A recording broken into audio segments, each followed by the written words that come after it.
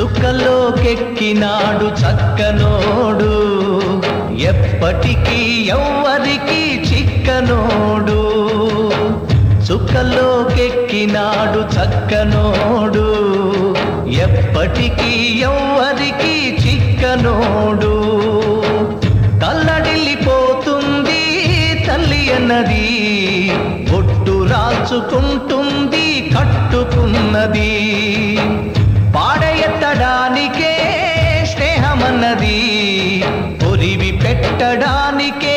కొడుకు ఉన్నది చుక్కలోకెక్కినాడు చక్కనోడు ఎప్పటికీ